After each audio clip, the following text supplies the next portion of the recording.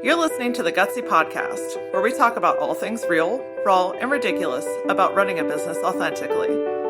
I'm Laura Wallace, also known as the Laura Aura, lover of all things inspirational, owner of Works Graphic Design, and your host on this journey through entrepreneurship. I'm here to help you get out of your head and back into action as a passionate business rock star. Tune in every Tuesday and Thursday as we fuel your gutsy. The only thing scarier than making the decision to quit your job to start your full-time business is the decision and the reality behind hiring your first employee, which is why this week on the Gutsy Podcast, we are talking all about the hiring process. I can remember those first few years like they were literally yesterday. I remember the very first day that I was a full-time business owner, out on my own, doing my own thing, and it was just a glorious moment. And while there was plenty to do, I've often found myself having to try and figure out how to fill my time, because when you go from, a regular job that you are responsible to be at during certain hours to being a solopreneur on your own, all of a sudden time becomes a very mystical thing. So while in the beginning there is more than enough to do, I often found myself having to try and fill the time as well. And also to figure out how to productively fill the time.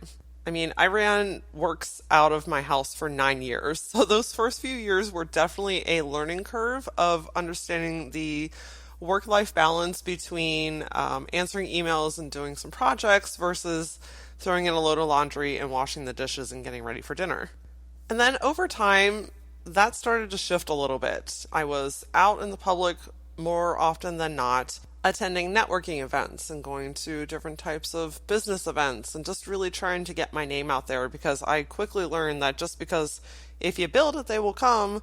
Not exactly, because if they don't know that you're there, they don't know where to go. And as the business started to slowly grow and people understood who I was and the services that I was offering, I found myself doing a lot of promising and networking throughout the day, and a lot of fulfilling and meeting those promises during the evening. And for the first 2 years or so, that was really exciting for me, because I felt like the fruits of my labor were being noticed.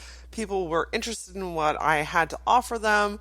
It was just a really heightened time because it felt like validation that I was doing what I was supposed to be doing and people wanted it. Therefore, I really didn't mind working around the clock. I was doing exactly what I had set out to do. But even when you're doing exactly what you want to be doing, that amount of intense time and effort can only go on for so long. I started not really eating well. I wasn't sleeping very good because I was constantly thinking about it. My time in the world doing other things other than working was very limited, and not to mention the fact that I had a little guy with me at that time. Around year 2, I really started to experience some intense burnout, which we're going to talk a lot more about burnout next week. It went from being really fun and exciting to being very overwhelming and a bit daunting. And it was about that time that I started to think to myself, what do I really want long term? Do I want to stay a single solopreneur business forever, or do I want to grow and expand? And that, my friends, is your very, very first question to ask yourself, because just because you can doesn't mean you should. If you're finding that you're in a position right now where you are just completely spent, you couldn't possibly pack in one more thing because all of your time and your efforts are diluted across 1,000 different platforms and promises that need kept, I want you to first ask yourself, what do I want for the growth of my company? Because growing and expanding and hiring and building a mecca is not always for everyone, and that's completely okay. There are hundreds of thousands of very, very successful small businesses that run as a 1 or 2 person shop. So I want you to get really real with yourself and envision your future. Do you envision growing and expanding a team and expanding your office space? Or are you saying, nope, not all of that. I just want to stay a 1 or 2 person shop. I am completely content being a micro business. I'm just really overwhelmed and I need to scale some things back. If you choose to not hire, which again is completely okay if that fits within your goals in your life, it's then up to you to decide what you take on. You can start to be a little bit more selective with the types of projects or commitments that you sign up for. And balancing and understanding your time and your schedule is going to be really, really key. The other option is to outsource. Hiring is certainly a commitment, but outsourcing gives you a little bit more flexibility and leeway to make decisions and only bring in help as needed. Sometimes these are things like virtual assistants or social media managers. People that help you do some of the tasks and things that you know that are important, but you really just need a helping hand to get them accomplished. But if you find yourself in the situation where you want to grow more, you want to go beyond where you currently are, you want to be able to expand your services or your territory or your offerings, or if you want to get back into something that you really enjoy and wear a few less hats, then the rest of this episode is really, really for you. Like I mentioned, around year 2, I really had to have this realization moment with myself. What do I want?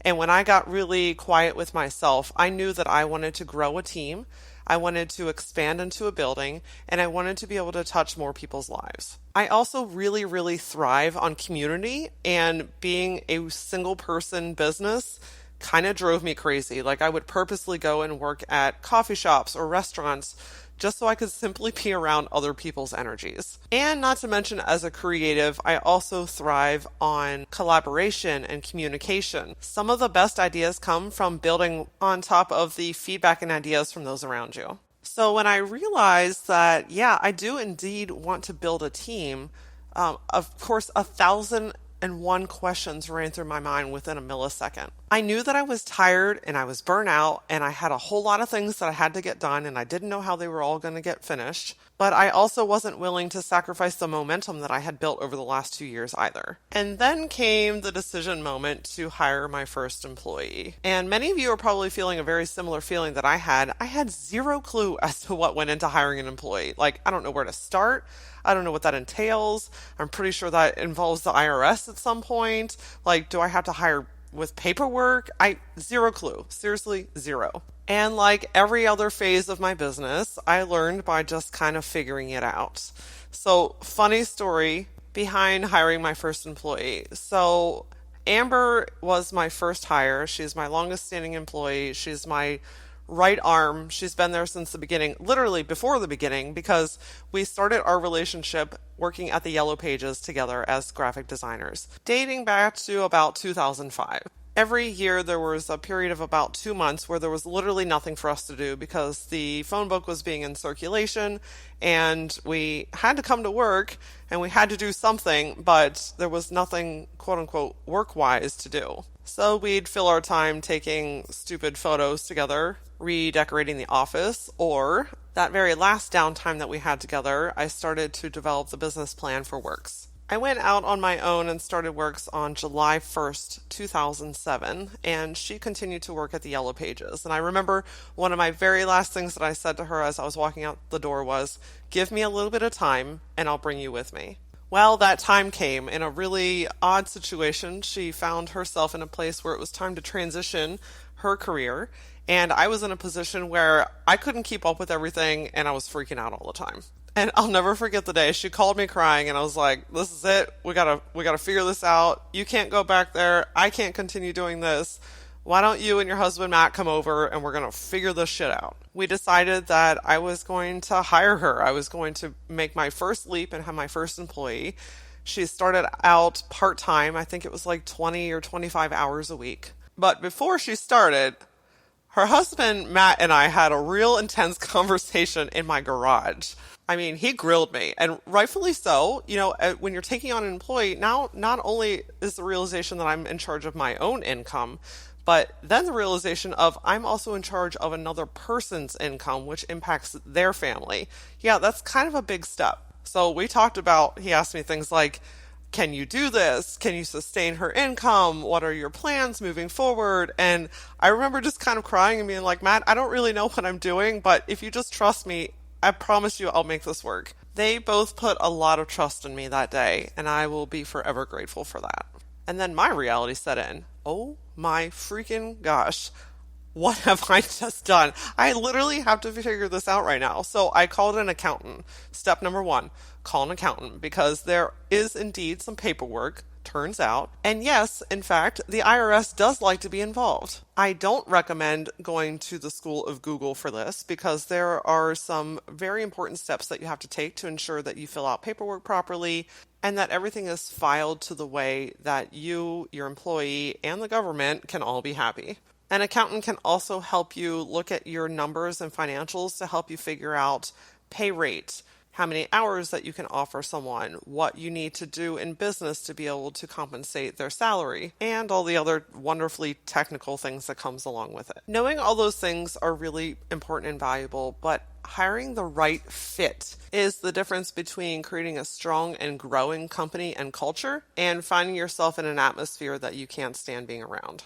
I'm going to go out on a limb and guess that you are not creating a business so that you can ultimately hate being at it. You want to create a strong and thriving business that has people that are really amazing at what they do and not only contribute through the tasks that they're really good at, but also contribute from an emotional and positive standpoint as well. Which brings me to one of my favorite subjects is creating an amazing company culture. Company culture is not all about trust falls and cool water bottles. It's about creating a synergy within an atmosphere where everyone is doing what they are best at while being locked arm and marching to the beat of the same drum towards the same goals. And even though I have most certainly made a handful of mistakes and learned some pretty hard lessons through the hiring process, building a great culture is something that I not only love and I'm very, very passionate about, but I have taken a great interest in the process of hiring and how to build a great company culture. So today, I'm going to spill all the beans and give you quite literally all the tools and the tricks that I use to build an incredible company culture. The first thing you want to do is really define what your company culture means and stands for. These are things like who you are, what you do, how does that make a difference?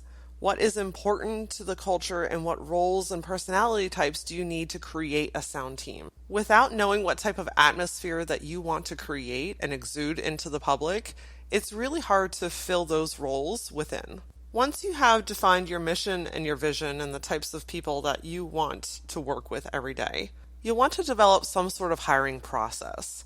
This is something that you use every time that you go to hire a new employee. And having a process in place will help you to avoid making quick decisions or hiring just simply off of feeling, which is one of the areas that I got myself in trouble in, is going off of feeling and not facts. So here's our hiring process. And keep in mind that everyone's hiring process is going to be different based on the company needs, the specific type of role, the geographical area, the way the sun sets. I don't care.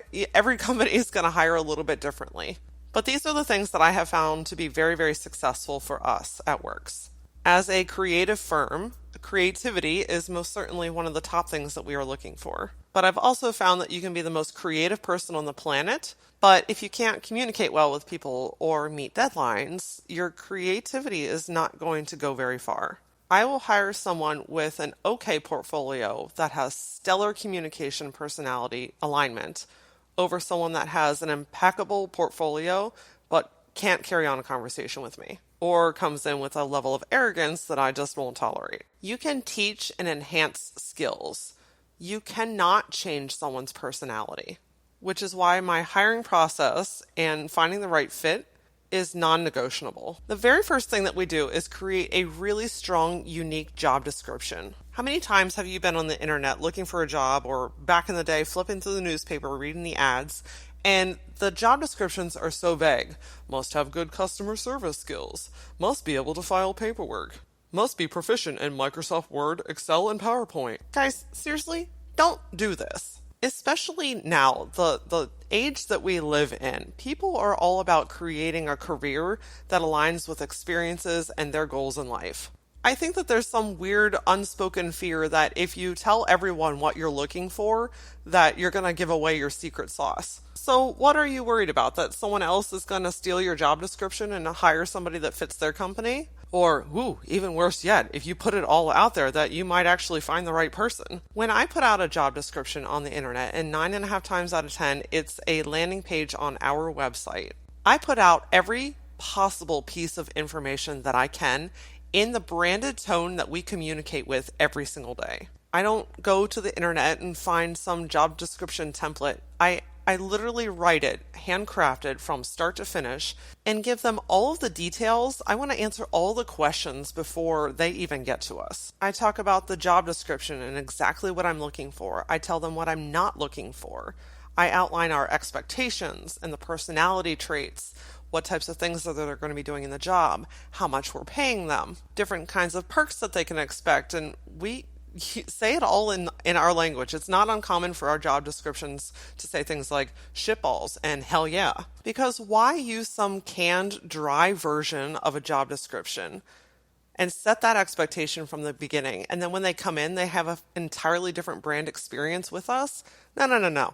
I want people that want to be part of our culture because of the way that we represent ourselves. People honestly should be interviewing you as much as you're interviewing other people. So don't make them work and guess and wonder. Give them all the information up front, because when you have a really solid job description, it works as a filtration tool for you. It'll eliminate a lot of those, hey, I'm going to work here because I need a job. And it'll help you get a lot closer to the meaningful relationships, the type of people that you want to work with, and it's going to help your company excel a whole lot faster and with a lot less resumes to sift through.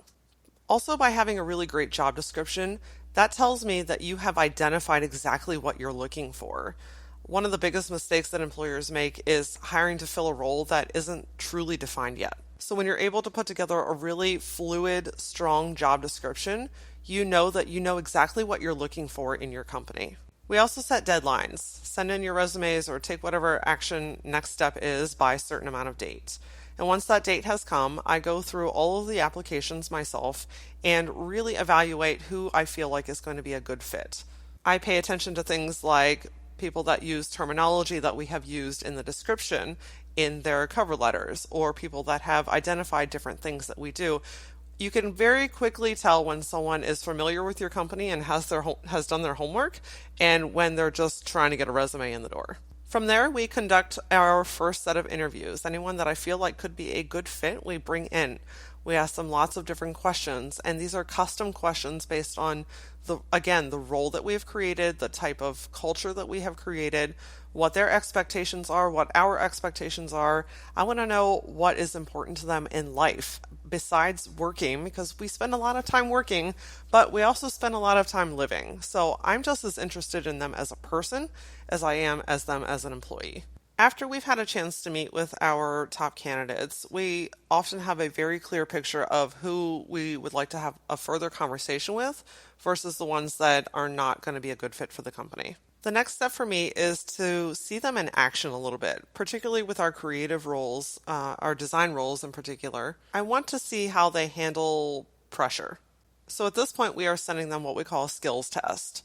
It's based on the role. Let's say if we're looking for a branding designer, we'll send them a skills test that's based around a task to complete around branding within a certain time frame that I give them. And it's usually a 48-hour window or less. Because the reality is sometimes those things happen in our day-to-day operation. So I'm looking for how they handle the pressure, how do they deliver, what are the details like when they present it back to us. So I encourage you to find some sort of skills test. What is something that they can do or perform that helps you see them outside of just question and answer scenario and actually in the depths of something that they'll be doing on a day-to-day basis. Once we've received those back, we go through another filtration system to find who is rising to the top. And at that point, I want to know even more about them. Knowing the skill strengths and the personality needs for the roles is just as important as knowing what they're going to be doing on a day-to-day basis. For instance, I may need someone that's really heavy in the executing type of role, but I'm interviewing someone and really kind of gaining the insights that this person is a really strong visionary and they have a really great personality and their work is stellar and they're crossing off all the T's and dotting all the I's. But ultimately the role is less of a visionary role and more of an executing role. If I put that person in that position, it's only going to take about 6 to 8 months for them and me to realize that they're not doing the right thing. They're going to be bored. They're going to be frustrated. I'm going to be frustrated, and ultimately it doesn't usually end up well. So you spend a lot of time investing in their knowledge and bringing them up to speed and training them on your culture, and then to ultimately find out that they're bored and need to move on to something else, That's a really unfortunate place to be for both of you. So, to make sure that we are doing our due diligence on our part, we use something called the Gallup Strength Finder test. You can find it online, and I think each quiz is $15 or $20 per person. And because we have now narrowed it down to probably the top 2 or 3 candidates, this is a really valuable investment for me to make in these people because it very black and white tells me where their strengths are and is that aligning with what they are putting out currently.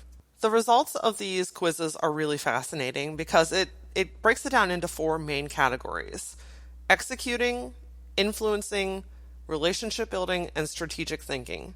And then within each one of those categories are about 8 to 10 different micro categories that tell me exactly where this person's strengths fall.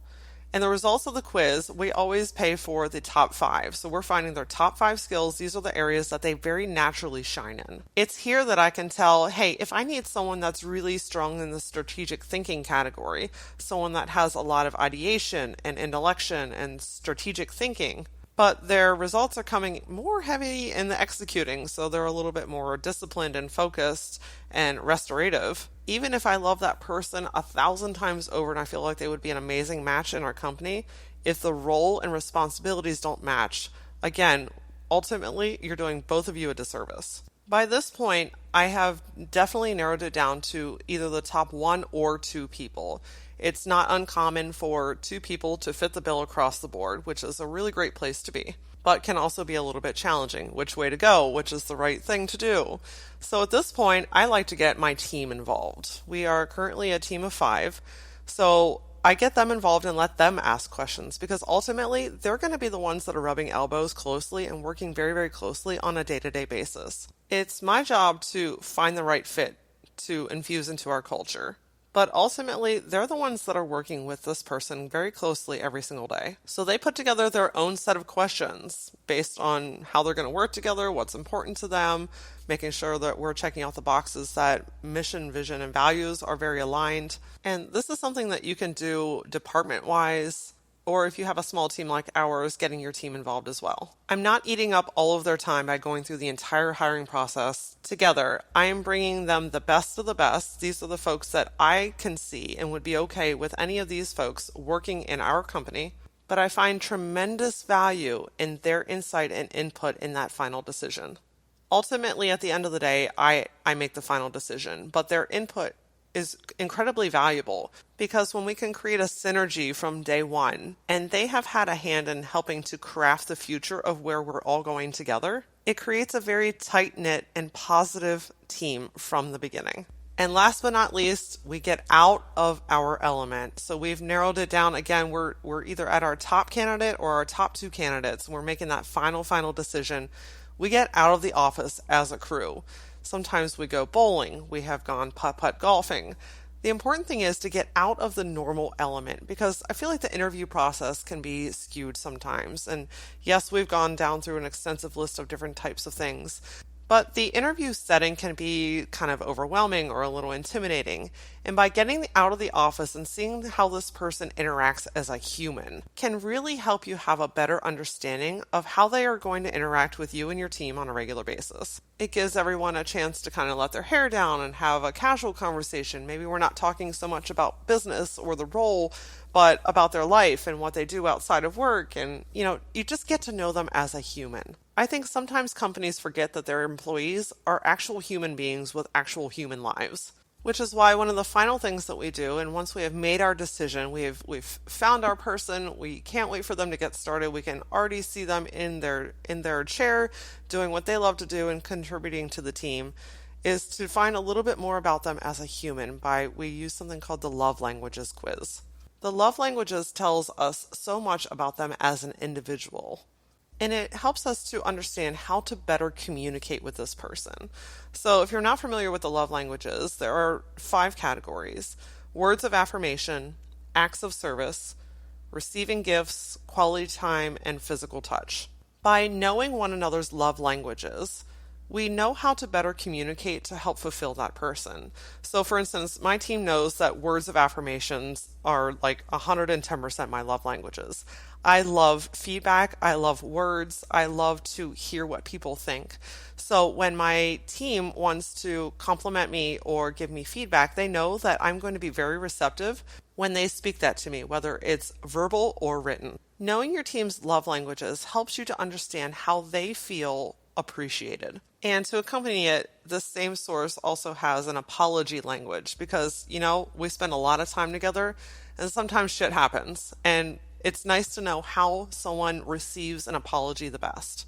The other nice thing about these quizzes is they take a couple of minutes and they're free. I think they're on 5lovelanguages.com, and they're just a really great tool for you to get to know your employee as a person. It's this process, which may sound extensive, but it's a process that has helped me to build a really, really sound company culture, people that are in the right seats on the bus, all driving to the same destination, and they're each doing what they're really good at. We're investing the time and money and effort into expanding their skills within that area. We've set a company culture standard so everyone knows kind of what they're getting into. They know that there's the crocheted F-bomb that gets thrown around the office, and we have random impromptu dance parties, and we laugh and carry on and have a lot of fun, but everyone also knows when and how to flip that switch to get down into business to get the things done that we are set out to do. My hiring process is non-negotiable because I am the front line in protecting our company culture, in setting an example for what we will and will not tolerate, and bringing in great people so that the people that I do have feel taken care of, feel seen, feel heard, and the tasks and responsibilities that are no longer serving them can be properly assigned to someone who is going to absolutely thrive on those same things. One of my mentors taught me to hire slowly and fire quickly. Sometimes when there's a lot of pressure and you feel really desperate for help, or you feel like you're drowning and you just want to get somebody in there right away, you'll take the first person that smiles at you the right way. And I know the hiring process is timely, and especially if you go through a process like we do. But honestly, it has contributed to our success. And yes, you may be able to take a quick fix. Someone's going to get in there and take that stuff off your plate right away. But you're going to spend 10 times more time undoing those things and then ultimately having to go back and do the process all over again. And if you find yourself in a situation where this person is not working out or something has changed, you have to remove toxicity before it has a chance to spread. So the next time you find yourself wondering, can I hire? Should I hire? I had an opportunity to ask a very successful business owner once, how does he know when it's time to hire? And his response will forever stick with me. And he said to me, when it hurts. And that resonates with me for so many thousands of reasons. But I know now to gauge, is this a short-term sprint where we're all kind of having to run and we're busy for a little while and that's just kind of how it is right now? Or is this a marathon and this is kind of the new normal? When I find about that 2-3 month period of we're no longer sprinting but we're marathoning, I know that that's a pretty telltale sign for me to start the process of hiring someone new. You spent a lot of time, money, effort, passion, and everything that you have building your company. To take a few extra weeks or maybe even a month or two to bring in the right person is going to go 12,000 times further than hiring someone just for the sake of hiring them. Do yourself a favor and protect your culture by taking the necessary steps to finding the right fit for the right role, because in the end, a rising tide lifts all ships. On this week's Power Back, we're talking about how to take your power back through supporting your tribe. Until then, follow the Gutsy Podcast on Facebook and Instagram, or for more business insights, follow me on Instagram at @LauraOra. See you next time.